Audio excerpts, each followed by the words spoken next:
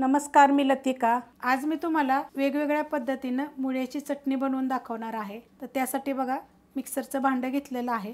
छोट्या आकाराचा एक मुळा घेतलेला आहे। स्वच्छ धुवून त्याची साल काढून बघा छोटे छोटे तुकडे करून घेतलेले आहेत। मुळ्याचे एखादं पान जर ह्याच्यात टाकलं तरी पण चालू शकते। 3 मिरच्या टाकणार आहे, तुमच्या तिखटाप्रमाणे टाका। कढीपत्ता घेतल्यात एक 10 ते 12 पानं कढीपत्त्याचे आहेत। थोडंसं जास्त घातला तरी पण चालू शकते। 7 पाकळ्या लसणाच्या, कोथिंबीर घेतली एक मुठभर, पण त्याला घेताना असे देठं पण होती, कवळी होती ती पण घेतलेली आहेत। छोटा अर्धा चमचा यामध्ये टाकायचे ओवा, छोटा अर्धा चमचा जिरं, चवीप्रमाणे टाकायचे आपल्याला मीठ, आणि त्याच्यामध्ये आपल्याला टाकायचे अर्ध्या लिंबाचा रस। आणि आता हे मिक्सरला बारीक करून घ्यायचे। मिक्सरला बघा मी बारीक करून घेतलेले आणि त्याच्यामध्ये एकदम 2 चमचे, ह्या चमच्याच्या मापाने 2 चमचे फक्त पाणी टाकलं होतं। तर अशा पद्धतीत बघा चटणी झालेली आहे। तुम्हाला जर थोडीशी अजून पातळ पाहिजे असली तर पातळ करू शकता, आणि जर तुम्हाला अशी घट्ट पाहिजे असली तर ती 2 चमचे जे मी पाणी टाकले ना ते जरी नाही टाकलं तरी पण चालू शकते। आता खूप जणांचा असा प्रश्न असतो की ही चटणी किती दिवस टिकेल, तर ही चटणी 4 ते 5 दिवस टिकेल। त्यासाठी तुम्हाला फ्रीजमध्ये ठेवायला लागेल। पाण्याचा जर वापर केला नाही तर 5 ते 6 दिवसापेक्षा जास्त दिवस चालू शकतं। आता तुम्हाला जर पाहिजे असेल तर त्याला तुम्ही ह्याला तडका देऊ शकता। आता अशाच पद्धतीने जर खाल्ली तर चांगली असते। तर थंडीच्या दिवसात तुम्ही हे जरूर चटणी करून खा। आता मी तुम्हाला मुळ्याची अजून एक चटणी बनवून दाखवणार आहे। तर त्यासाठी बघा, चॉपर घेतलेला आहे, एक छोट्या आकाराचा मुळा घेतला, साल काढून बघा असे छोटे छोटे तुकडे करून घेतलेले। त्यात टाकायचं एक टोमॅटो, असं गॅसच्या जाळीवर भाजून घेतले बघा, मस्त असं भाजायचं बघा। अशा पद्धतीत तुम्हाला दाखवतो, असं भाजून घेतलेलं आहे। हे टाकून घेऊया। अर्धा अर्धा करून जरी तुम्ही तव्यामध्ये वगैरे भाजलं तरी पण चालू शकते, तुम्हाला जर जाळीवर भाजता येत नसेल तर। त्यात टाकायचे एक छोट्या आकाराचा कांदा, त्यात टाकायचे आपल्याला तिखटाप्रमाणे तुमच्या मिरची टाका। तर मी 2 मिरच्या टाकणार आहे, आणि हे पहिलं मी बारीक करून घेते। चॉपरला बघा मी हलकंसं फिरवून घेतलेलं आहे। त्यात आता बाकीचं साहित्य टाकून घेऊया। कोथिंबीर घेतलेली आहे बघा, त्याची छोटे छोटे देठं पण घेतलेली आहेत। त्यामध्ये टाकायचं लसूण, 6 पाकळ्या बघा लसणाच्या घेतलेल्या आहेत। छोटा अर्धा चमचा जिरं घेतलेलं आहे। छोटा अर्धा चमचा मिरची पावडर, तुमच्या तिखटाप्रमाणे घ्या, कारण आपण ह्याच्यामध्ये 2 हिरव्या मिरच्या टाकलेल्या आहेत त्याच्याप्रमाणे। चवीप्रमाणे टाकायचं मीठ, छोटा अर्धा चमचा टाकायचं चाट मसाला, आणि आता हे सगळं आपल्याला बारीक करून घ्यायचं आहे। चॉपरला बघा बारीक करून घेतलेलं आहे, जास्त बारीक करायचं नाही, दरदर करायचे।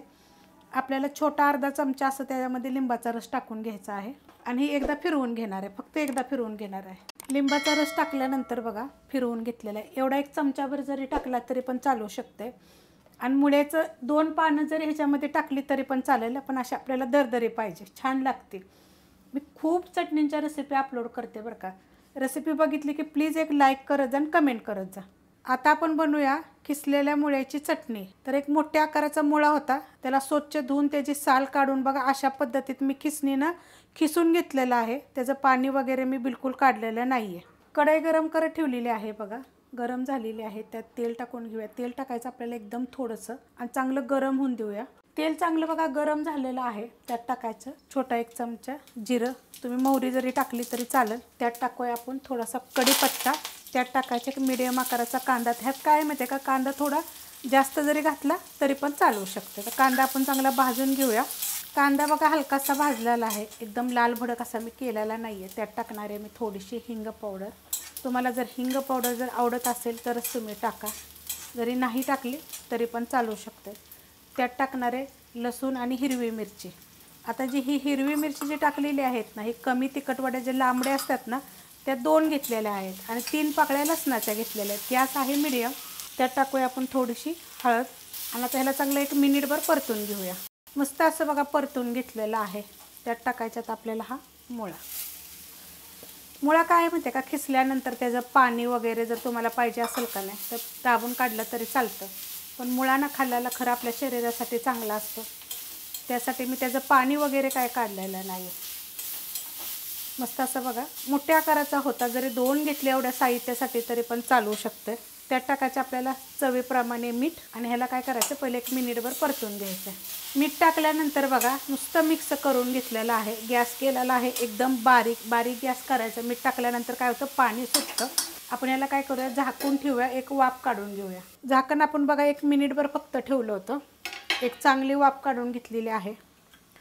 त्यात टाकायचे आपल्याला 3 ते 4 चमचे बघा भाजलेले शेंगदाण्याचं कूट। जास्त बारीक असं केलेलं नाही आहे, मोठं मोठंच केलेलं आहे, जास्त मोठं पण नाही जास्त बारीक पण नाही। तर हे चांगलं मिक्स करून घेऊया। गॅस होता बारीकच।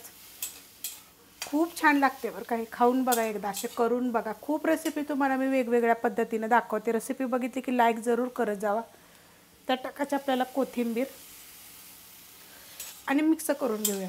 कोथिंबीर टाकल्यानंतर बघा चांगलं मिक्स करून घेतलेलं आहे. आता परत गॅस मिडियम केलेला आहे, कारण बारीक गॅसवर मी झाकण ठेवलं होतं. खूप छान होते, खूप छान एकदम.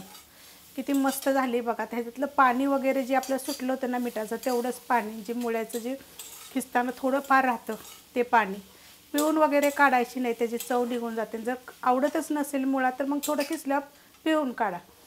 छान अशी झालेली आहे बघा, मस्त एकदम. जसं आता ह्या दिवसामध्ये बाजरीच्या भाकरीवर, तुम्ही ज्वारीच्या भाकरीवर खाऊ शकता. एक नंबर होते. रेसिपी आवडली तर लाईक करा, सबस्क्राईब करा, कमेंट करा आणि शेअर बी करा.